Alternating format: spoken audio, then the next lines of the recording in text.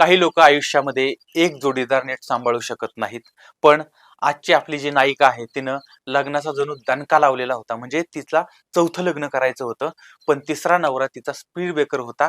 तो आडवा येत होता आणि म्हणून प्रेमात आंधळ्या झालेल्या या अबला नारीनं आपल्या प्रियकराच्या सोबत मिळून आपल्या नवऱ्याला कायमचा डिलीट करून टाकला होता.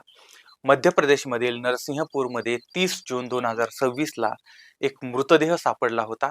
तपास केला तेव्हा कळलं त्याचं नाव आहे तुळशीराम मेहरा. आणि पोलीस जेव्हा त्याच्या घरी पोहोचले तेव्हा त्याची बायको होती सरोज मेहरा. ती अशी वागत होती जणू काही घडलेलंच नाहीये.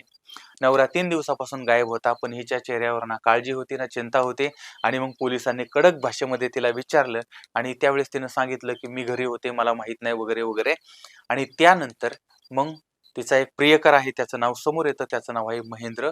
आणि त्या महेंद्रला पोलिसांनी मग ताब्यात घेतलं होतं. आता त्यानंतर मग हिनं त्या महेंद्रलाच अडकवण्याचा प्रयत्न केलेला होता.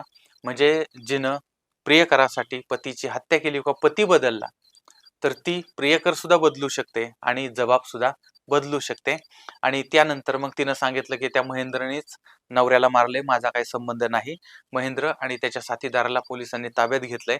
आणि त्यांनी काय केलं होतं, त्या तुळशीरामला म्हणजे दारूच्या बहाण्यानं बोलून घेतलं. बोलून घेतल्यानंतर मग त्याचा गळा आवळला आणि त्याची हत्या केली होती. अशा पद्धतीनं ही घटना घडलेली होती. आणि आता सरोज आणि तिचा प्रेमी अटकेमध्ये आहे.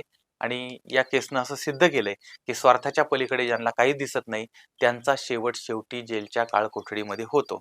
याबद्दल तुमचं काय मत आहे ते सुद्धा मला जरूर कळवा. पुन्हा भेटूया पुढच्या भागामध्ये. तोपर्यंत धन्यवाद.